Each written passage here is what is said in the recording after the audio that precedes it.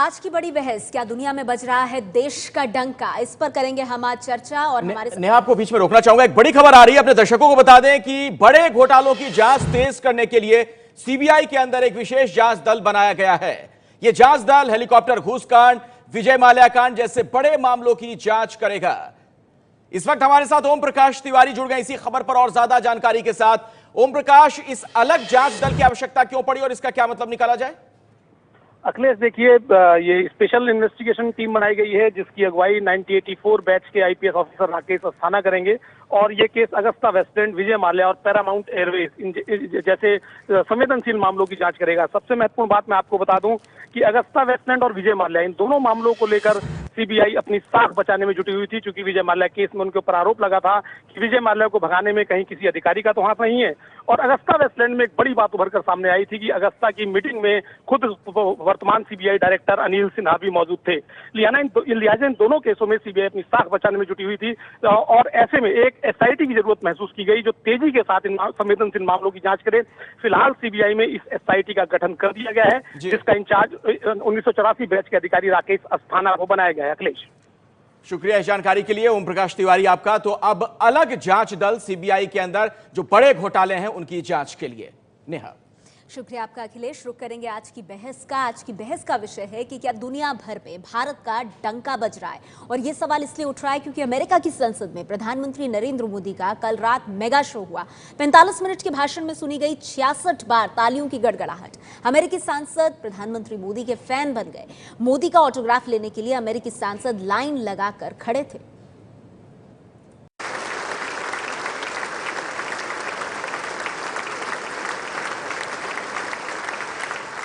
America की संसद में स्वागत का ऐसा शोर शायद ही कभी सुना गया हो। 3.5 मिनट तक सिर्फ तालियां बजती रही।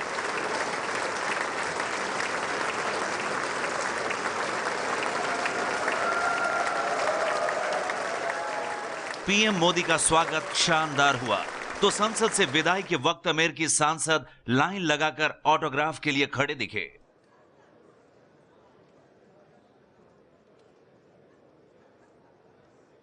ये वही अमेरिकी कांग्रेस है जिसने 11 साल पहले मोदी के अमेरिका आने पर रोक लगाने का प्रस्ताव मंजूर किया था।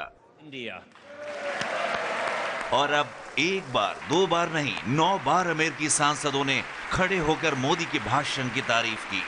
सुनने वालों की संख्या इतनी ज्यादा थी कि सीटिंग अरेंजमेंट तक बदला गया। If I might add, there is a new symphony in play.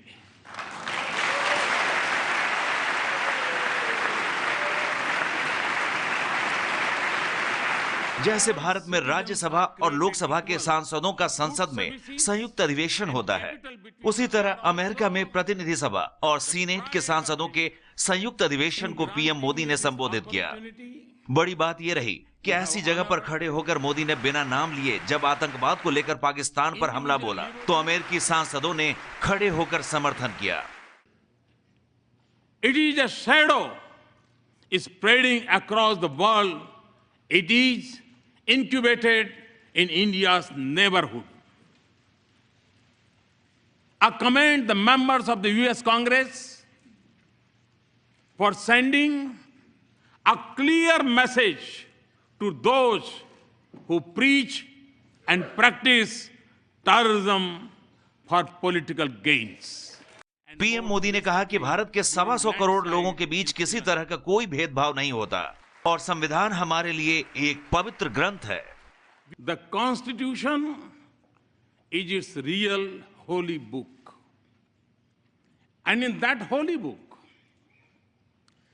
freedom of faith, speech, and franchise, and equality of all citizens, regardless of background, are enshrined as fundamental rights. ये मोदी का ही असर था कि Switzerland, America और Mexico जैसे देशों से nuclear supplier group यानी एनएसजी की सदस्यता के लिए भारत को समर्थन मिला।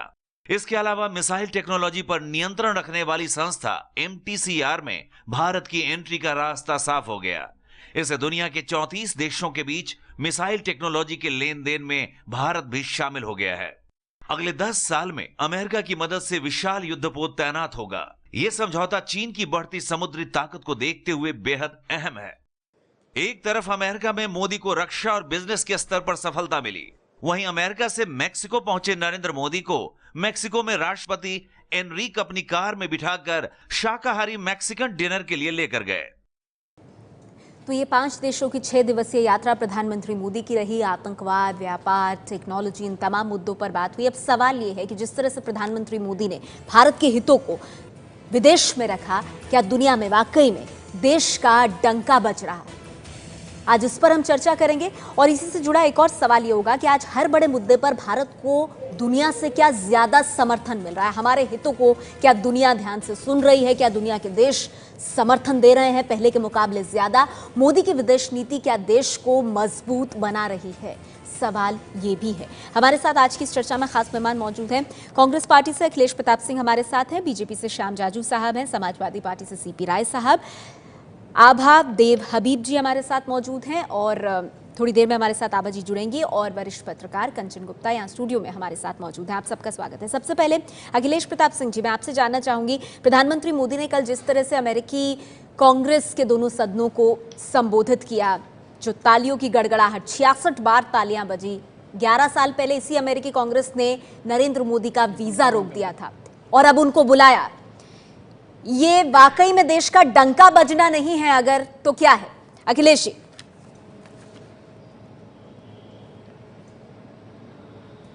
देखिए, नरेंद्र मोदी आज बतौर भारत के प्रधानमंत्री बुलाए गए थे।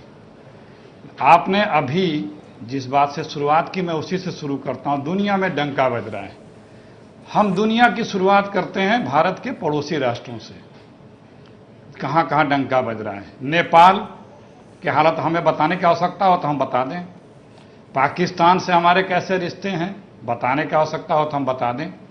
चीन सबको पता है।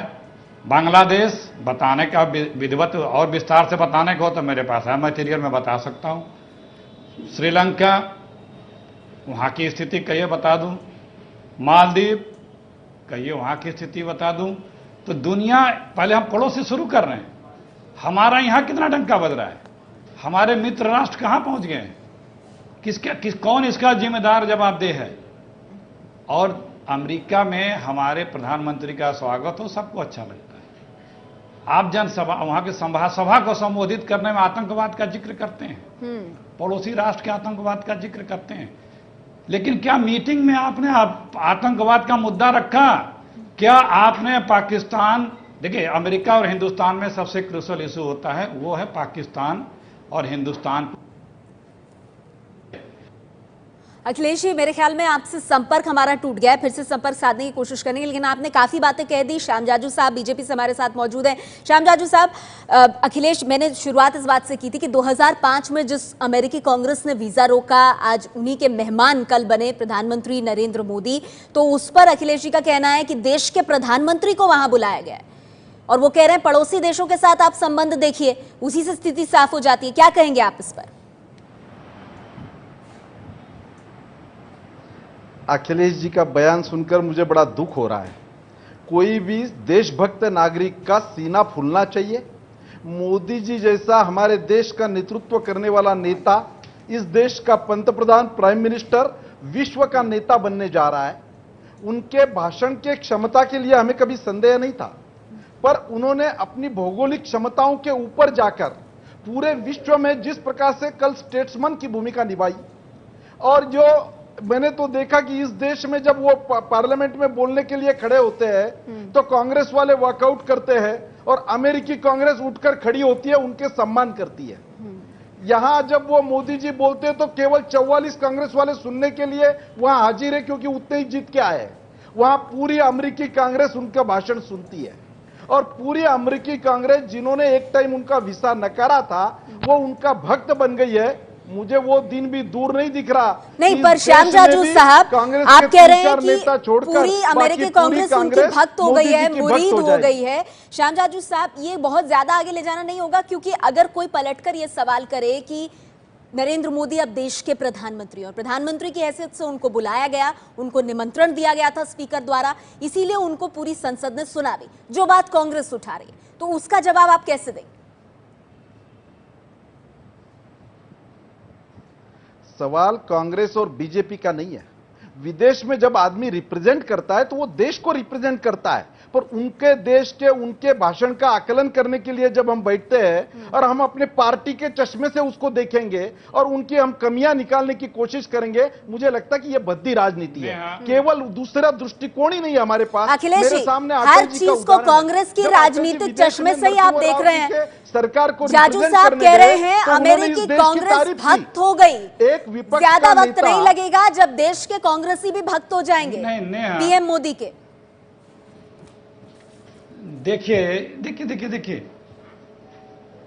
देखिए सुनिए नेहा, हमें यथार्थ को ढक के बात नहीं करनी चाहिए। जो यथार्थ है, भक्त लोग उसको यथार्थ को ढकें, हमें उनकी भक्ति पे कोई आपत्ति नहीं है, लेकिन जो यथार्थ है उसको जानना चाहिए। जो यथार्थ हम उसकी चिंता कर रहे हैं, उस पर बात कर रहे हैं। माननीय मोदी जी देश के प्रधानमंत्री के रूप में उस कांग्रेस को संबोधित कर रहे थे, किसी व्यक्तिगत हैसियत के रूप में नहीं कर रहे थे। और आज हिंदुस्तान दुनिया में तीसरे चौथे पांचवें पायदान पे हर फील्ड में है, उसको कोई इग्नोर कर सकता है क्या? उस देश के प्रधानमंत्री के नाते गए। लेकिन क्या माननीय प्रधानमंत्री इस देश की गरिमा रखते हैं? मैं अभी इस पे भी बहस करने लगूं, कब कब क्या क्या बोला। अब इसी दौरे में बोला कि हमारे देश को भ्रष्टाचार ने दीमक की तरह चाट लिया है। कौन हिंदुस्तान में कौन सा राष्ट्राध्यक्ष आके अपने देश की बुराई कर गया है पिछले 60 वर्षों में? कोई बता दे। लेकिन हमारे मोदी जी जितने बार विजिट करने गए बाहर, हमेशा इस देश के लोगों कांग्रेस को रही है। ये तो शिवसेना ने भी निशाना साधा कि आप गांधी परिवार से जुड़ी जो नकारात्मक बातें हैं उनको बाहर बताकर तालियां बटोर रहे हैं। ये तो बहुत खराब किस्म की राजनीति है। तो सरकार की सहयोगी कह रही है। सर ठीक है, कंचन जी आपकी बात से सहमत नहीं है, मैं चाहूंगी वो अपनी बात रखे। नहीं, उसमें भी आ जाऊंगी सर, दूसरी बात पे भी आ जाऊंगी। देखिए ये नहीं, बस ठीक है, आप जरा सुन लीजिए प्लीज। अच्छा कंचन जी, मैं आप ही से इस चर्चा की आगे शुरुआत करूंगी, एक ब्रेक लेती हूं, उसके बाद आप बताइएगा कि आखिर कांग्रेस पार्टी हर बार इस बात को उठाती है और जब हम देश के डंका बजने की बात करते हैं तो कांग्रेस कहती है कि ये तस्वीर भारत की दिखाकर आप देश का कौन सा मान बढ़ा रहे हैं। हमारे साथ सीपी राय साहब भी मौजूद हैं, मैं उनसे भी बात करूंगी, लेकिन आगे बढ़ने से पहले याद दिला दें अपने तमाम दर्शकों को दिन की हर बड़ी खबर आप जरूर देखिएगा आज शाम 5 बजे 24 घंटे 24 रिपोर्टर में। मैं बताऊंगा कांग्रेस की हर खबर, उत्तर प्रदेश की हर खबर, जम्मू की, मध्य प्रदेश की हर खबर, केंद्र सरकार के कामकाज से जुड़ी, अपराध की दुनिया से जुड़ी हर खबर, सोमवार से शुक्रवार 24 घंटे 24 रिपोर्टर में, शाम 5 बजे, रात 10 बजे और रात 12 बजे।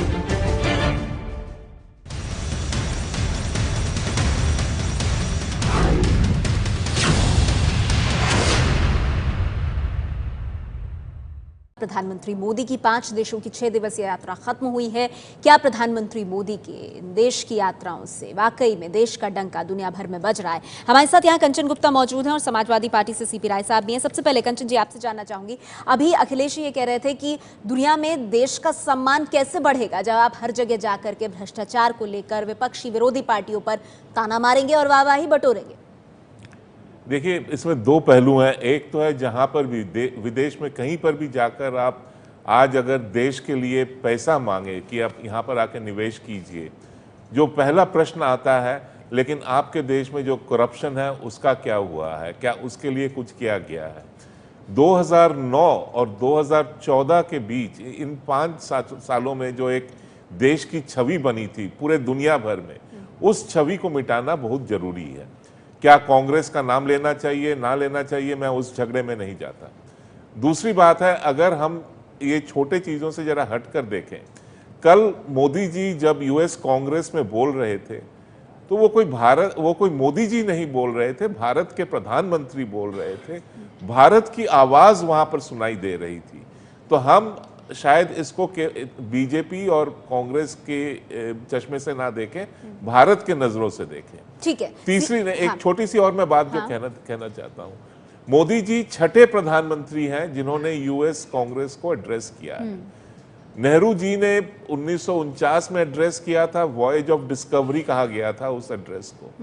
वहां से लेके इंडिस्पेंसिबल पार्टनर, ये जो पूरी दूरी हम लोगों ने कवर की है दोनों देशों ने, चर्चा शायद उस पर होनी चाहिए। ठीक है, बहस क्या वो भी उस तारीफ पर के होनी काबिल है? क्या उससे विदेश नीति भारत की मजबूत होगी? प्रधानमंत्री मोदी ने जिस तरह से अमेरिका को इंडिस्पेंसेबल पार्टनर कहा, अपरिहार्य साथी, उस पर कंचन जी मैं आपसे जरूर प्रतिक्रिया लूंगी, लेकिन सीपी राय साहब हमारे साथ समाजवादी पार्टी से मौजूद है। सीपी राय साहब, आपको क्या लगता है, देश का मान सम्मान गौरव बढ़ा है जब से प्रधानमंत्री नरेंद्र मोदी ने देश के हितों के बारे में विदेश में जाकर बात की है, सहयोग समर्थन जुटाया है?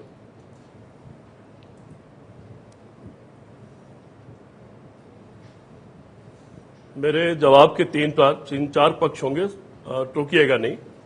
पहली बात तो अखिलेश ने जो बात कही उनको दोहराऊंगा नहीं, वो सारी बातों में अपने साथ जोड़ लेता हूं। दूसरी बात, अभी जब आप दृश्य दिखा रही थी उसमें कई बच्चे भी बैठे थे और बहुत बड़ी तादाद में हिंदुस्तानी बैठे थे। आपका चैनल चूंकि अमेरिका में भी देखा जाता है, मैं जरूर चाहूंगा कि वहां से पता लगा करके देश को बताएं कि दोनों सदनों के जो सांसद हैं उसमें से कितने लोगों इसमें हिस्सा लिया और कितनों ने बाइकआउट किया और कितने इस संयुक्त सभा में भारतीय लोग बैठे हुए थे। तीसरी चीज, मेरा अपना कहना यह है कि मोदी जी तमाशा कर रहे हैं। भारत की ढेर सारी अंदरूनी समस्याएं हैं, उनसे भागने के लिए तमाशेबाजी हो रही है।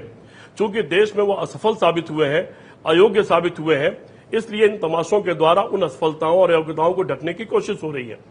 चौथी चीज यह है, वो लगातार महात्मा गांधी का नाम लेते हैं, संविधान का नाम लेते हैं, क्योंकि इन लोगों के ऊपर ये लेबल लगा हुआ है कि महात्मा गांधी की हत्या या उनको खत्म करने, उनको विचारों को खत्म करने वाले संगठन से ये लोग जुड़े हुए हैं। इनके ऊपर ये लेबल लगा हुआ है कि आरएसएस का जो पूरा परिवार है ये भारत के संविधान को नहीं मानता है, उस समय का इंतजार कर रहा है, इसलिए इनको बार बार सफाई देनी पड़ती है। लेकिन किसी देश में खड़े होकर, अभी गुप्ता जी कह रहे थे कि करप्शन की बात तो करनी पड़ेगी, किसी देश में खड़े होकर के ये कहना कि भारत में तो पैदा होने में शर्म आती थी, ये भारत की कौन सी तारीफ है। और आखिरी बात मैं कहूंगा, पिछले कुछ दिनों तक लगातार ये कहा जाता था कि फला देश सुरक्षा परिषद में इनको मोदी जी के जाने पर समर्थन की बात कर रहे हैं। क्या सुरक्षा परिषद में सदस्यता मिल गई? एनएसजी की सदस्यता के बारे में भी वही बात हो रही है। जो अखिलेश ने कहा था, ये भारत जो दुनिया के 4 बड़े देशों में शामिल हो चुका है मोदी जी के आने के पहले, आर्थिक दृष्टि से, सुरक्षा की दृष्टि से, शक्ति की दृष्टि से, परमाणु की दृष्टि से और मिसाइल की दृष्टि से, उस भारत का सम्मान हो रहा है जो पिछले लंबे समय से हुए काम के कारण शामिल है। हाँ, भारत की प्रतिष्ठा की अगर बात करें तो तब उस करनी पर चाहिए तालियां बटोर रहे हैं प्रधानमंत्री मोदी, ये कह रहे हैं सीपी राय साहब। ठीक है सीपी राय साहब, आपने अपनी बात रखी सर, 4 पॉइंट से ज्यादा आपने 2 और पॉइंट्स बोल दिए, जरा श्याम जाजू जी को जवाब देने दीजिए इसका, मैं फिर आपके पास आऊंगी सर। ठीक है, नहीं अब बात बहुत आगे बढ़ गई है, आप इंडिस्पेंसिबल पार्टनर की बात कर रहे हैं और उन्होंने एनएसजी से लेकर के एमटीसीआर और इसके अलावा और बहुत सारे मेक इन इंडिया के लिए या सिर्फ चीन के खिलाफ किस तरह से अब एयरक्राफ्ट कैरियर की बहुत सारी और चीजें हैं जो जॉइंट स्टेटमेंट का हिस्सा है। क्या आप उन सब चीजों को नकार सकते हैं? मैं इस पर आपसे टिप्पणी लूंगी, लेकिन श्याम जाजू साहब, राय साहब के आरोपों पर आप क्या कहेंगे? एक मिनट सर, नहीं बहुत हो गया है, वो जवाब दें फिर आप अपनी बात रखिएगा। श्याम जाजू साहब, आप जरा उनकी बातों का जवाब लेने के पहले मेरा एक सवाल सुन लें। इतनी सारी मोदी की यात्राओं के बाद भारत को अब तक क्या हासिल हुआ है? उसका देश ने इतनी यात्राओं के बाद भारत को अब तक क्या हासिल हुआ है? काम की चर्चा ये नहीं हो रही है। कल का मोदी जी का स्पीच जितना गहराई वाला, एक ऐतिहासिक स्पीच, जिसको वो लोग भी कह रहे हैं कि मोदी जी का सम्मान करते समय हमें अपना सम्मान लग रहा है। अखिलेश जी कह रहे हैं कि हमारे भ्रष्टाचार की चर्चा बाहर जाके क्यों कर रहे हैं। मेरा अखिलेश जी को सवाल है, भाई मोदी जी का वीसा नहीं दिया और उनको वीसा मत दो, इसका ओबामा जी को जो 74 सांसदों ने पत्र लिखा था, जो कांग्रेसी सांसद थे, उनको आपने कभी पूछा कि इस देश की पंचायत में निर्णय करने के पहले आपने वर्ल्ड के विश्व पटल पर इस देश का एक सीएम का, एक राज्य के सीएम का सवाल वहां क्यों लेके गए?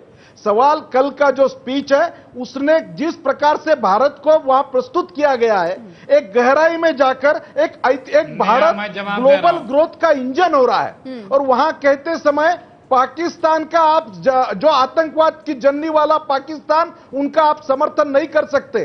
आज तक भारत ये बैलेंसिंग पावर रहा है, पर हम अभी बैलेंसिंग पावर नहीं है। हम आपके प्रतियोगी है, हम आपके कॉम्पिटिटिव है, हम आपके सहयोगी है।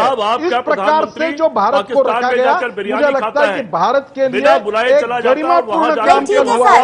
और उसका वो अगर बात है तो फिर उनके प्रधानमंत्री भी एक वक्त आए इधर यूपीए के टेन्योर में, तब हमने भी उनको बिरयानी खिलाई थी, तब भी चर्चा हुई थी, और तब भी चर्चा हुई थी जब पीएम मोदी वहां गए थे। तो ये आपके वक्त भी गलतियां हुई हैं और इनके वक्त भी सवाल उठते रहे। अखिलेश जी, मुझे एक ब्रेक लेना होगा, ब्रेक के उस पार ये चर्चा जारी रहेगी। सवाल ये भी कि प्रधानमंत्री नरेंद्र मोदी जिस तरह से देश के हितों को वैश्विक पटल पर रख रहे हैं, क्या हमारी विदेश नीति उससे मजबूत हो रही है? एक छोटा सा ब्रेक, उसके बाद इस सवाल पर चर्चा करेंगे। फौरन हाजिर।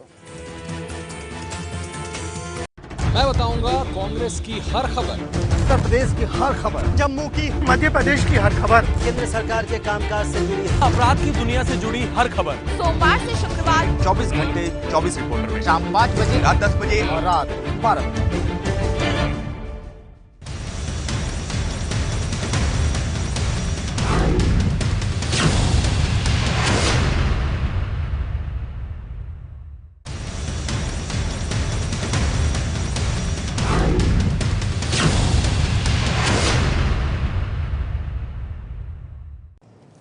चर्चा जारी है हमारी, और इस चर्चा के आखिरी चरण में अखिलेश जी, मैं संक्षेप में आपसे जानना चाहूंगी क्योंकि बहुत सीमित समय मेरे पास, बिना नाम लिए कल जिस तरह से पाकिस्तान को लेकर आतंकवाद के मामले में हमला बोला प्रधानमंत्री मोदी ने, और अमेरिकी कांग्रेस ने जिस तरह तालियों से उसका स्वागत किया, आपको नहीं लगता भारत के लिए एक बड़ी बात है?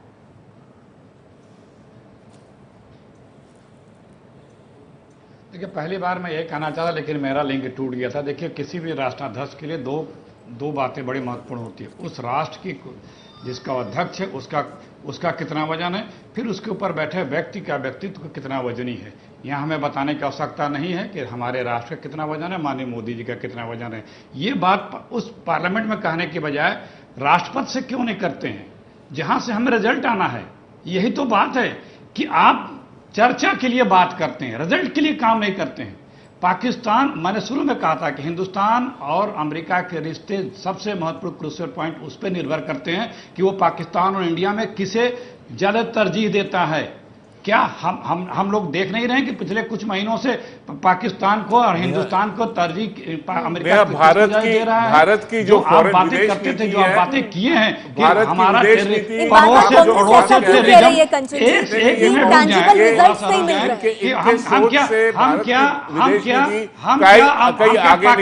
आतंकवाद पे बात की, कांग्रेस अभी पाकिस्तान में इंडिया पाकिस्तान को हाइफिनेट कर रही है। आपने बात रखी है, अगर उस पर कोई असहमति है तो उसको भी सुनते हैं। ठीक है, नहीं, कौन किसका भक्त है वो बाद में देखेंगे। पाकिस्तान को हथियार और पैसा। मैं आपसे जानना चाहूंगी सर, क्या बातें जो समझौते हो रहे हैं उससे कुछ मिल नहीं रहा है, चाहे वो एनएसजी है, चाहे वो एमटीसीआर है, चाहे मेक इन इंडिया के लिए यूएस की मदद है। एमटीसीआर में अब मेंबरशिप ये फॉर्मेलिटी रह गई है कि वो उसकी मीटिंग हमें टेररिज्म पे क्या मिला, एनएसजी की कल और परसों मीटिंग होगी। जरा सुन लीजिए प्लीज, सुन लीजिए, ठीक है।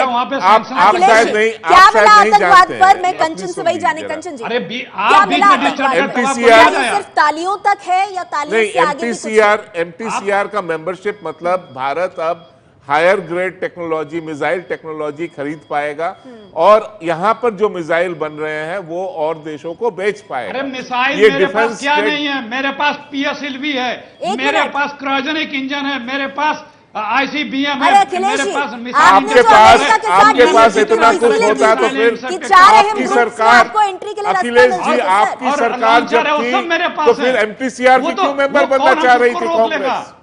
हमको कौन रोक लेगा? एक मिनट, नहीं, हमको कौन रोक लेगा? उससे क्या बेनिफिट? सतही बात नहीं करेंगे सर, वही वो बता रहे हैं। गुप्ता जी बीजेपी के प्रवक्ता है या पत्रकार है? नहीं, एक मिनट, सीपी राय साहब, सबको अपनी बात कहने का अधिकार होना चाहिए। बीजेपी का प्रवक्ता है या पत्रकार है? कर सकते सर, हर कोई अपनी बात कहेगा, आप अपनी बात कहेंगे, तो मैं कहीं का वक्ता बन गया। आप जरा सुनिए, मैं आपसे बस इतना जानना चाहूंगी सर, जो कल जो भी दौरे के दौरान प्रधानमंत्री मोदी ने हासिल किया है, क्या उससे भारत की विदेश नीति मजबूत होती है? बात हो या इस देश भारत की विदेश नीति में एक सोच नहीं दूसरी दिशा की ओर ले जा रहे हैं। मर्यादा है। चर्चा उस बात पर होनी चाहिए। दूसरी बात जो है, जो स्ट्रेटेजिक डेप्थ की अभी तक बात नहीं होती थी, वो उस विषय पर, उस दिशा में भारत अब जा रही है। मैं देखिए, अगर आप कहें कि ये इसके होकर बोल रहे हैं, मैं उसमें नहीं जा रहा हूं। प्लीज आप समझ लीजिए एनएसजी की इंपॉर्टेंस क्या है, एमपीसीआर की क्या है, पहले उसको समझिए। मनमोहन सिंह जी जब प्रधानमंत्री थे, आप अमेरिका में पाकिस्तान को दोष देते हो, अब पठानकोट पे पाकिस्तान को क्लीन चिट देते हो। भारत को बारे में आप क्या क्लीन चिट दे रहे हो? ऑब्सेस नहीं है। वहां पे पाकिस्तान के खिलाफ बोल रहे हो, यहाँ पठानकोट पे क्लीन चिट दे रहे हो। अपना क्या मिला है? स्टैंडर्ड आपका दिख रहा मैंने है। ये सवाल पूछा था, इसका जवाब श्याम जाजू और गुप्ता जी दोनों दे दें। ठीक है सीपी राय साहब, अगर आप बना दिया मोदी ने अपने मौका देंगे दूसरे को बोलने का, तब तो वो कोई जवाब देगा। जाते जाते श्याम जाजू विश्व साहब, पटल पर मैं भारत आपसे की जो जानना इमेज बन चाहूंगी- रही है, नहीं विश्व पटल छोड़िए सर, सबसे बड़ी बात कि जो समझौते हो रहे हैं उसका फायदा विश्व भारत को पटल मिलेगा। पर भारत की जो इमेज बन रही है,